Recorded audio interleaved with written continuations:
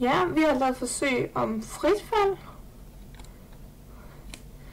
Og det her forsøg det gik så ud på, at vi skulle lave et frifald med en muffinform.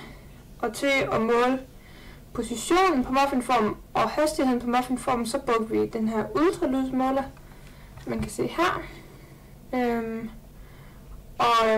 Ultralydsmåleren den sender så informationer ind i computeren til logger på, så man kunne se tallene derinde. Den kinetiske energi, den er 0, når muffinformen den hænger stille. Og den kinetiske energi, den afhænger af massen, og så afhænger den også af hastigheden. Det kan man også se på formlen for at beregne kinetisk energi, at det er altså massen og hastigheden, vi har med at gøre her. Og ja, den er størst ved slutningen, og som sagt er den 0 i starten, og så er den størst ved slutningen. Den potentielle energi, der udfører tyngdekraften et arbejde, på muffinformen, som vi har med at gøre her, under et fald. Det kunne også være, hvis man tabte noget andet, havde lavet frifald med et stykke træ eller sådan noget, så udfører tyngdekraften stadig et arbejde under faldet. Og den potentielle energi, den afhænger af massen, og den afhænger af højden. Og det kan vi også se i formlen for at beregne den potentielle energi her. Det er altså massen og højden, og også tyngdeaccelerationen. Det er tyngdekraften, der udfører et arbejde.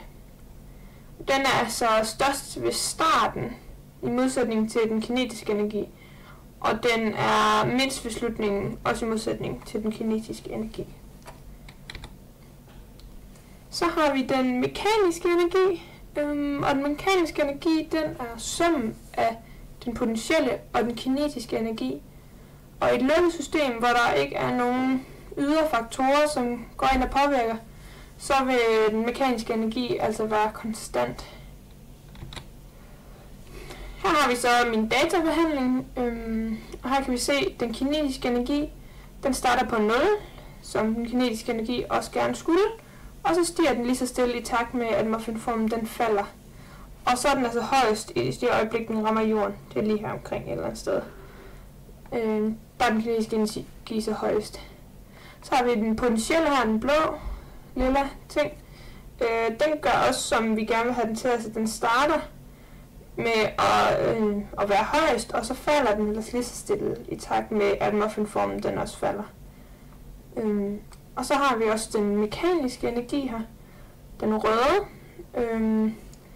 og den er ikke helt blevet, som vi gerne vil have den. Der har været luftmodstanden har udført et arbejde på strækningen, som så har frataget rimelig meget energi, og været en del luftmodstand.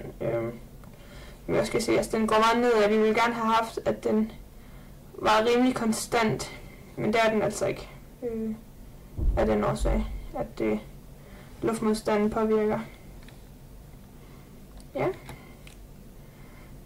Så har vi også nogle fejlkilder her, og en fejlkilde, det kunne være luftmodstand, den jeg også lige snakkede om, altså den udfører ligesom et arbejde på strækningen, eller på muffinformen på strækningen, hvilket så fratager noget energi fra muffinformen.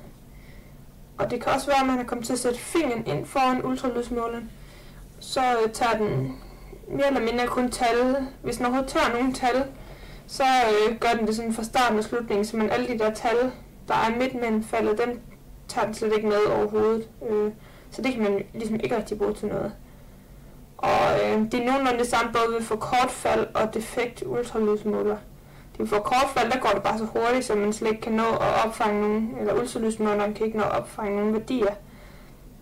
Og hvis den er defekt, ja, så opfanger den enten slet ikke nogen værdier, eller så er det meget få tal, den ligesom opfanger. Så skulle jeg komme med et andet eksempel på energibevarelse fra min hverdag. Og der har jeg tænkt på bilen blandt andet. Fordi hvis man så får bilen op i fart, og man så har taget koblingen ned, så vil bilen fortsætte. Ja, det vil ligesom bevare energien til at kunne fortsætte. Så hvis ikke vi havde luftmodstand og friktion, så ville den bare fortsætte ved samme hastighed, som jeg fik den op på, inden jeg trådte koblingen ned. Og det er også det samme med cyklen. Helt samme princip, den vil også bare fortsætte, når man først har fået den op i hastighed, hvis ikke der var sådan noget friktion og luftmodstand og sådan noget. Og det er også det samme med løbehjul og rulleskøjter og ja, skateboard og sådan nogle ting. Ja, og sådan fodbold for eksempel kunne det også godt være. Fodbold, den vil også bare fortsætte med at trille, hvis ikke der var noget modstand. Nogle gange vil også bare fortsætte uden at sænke hastigheden.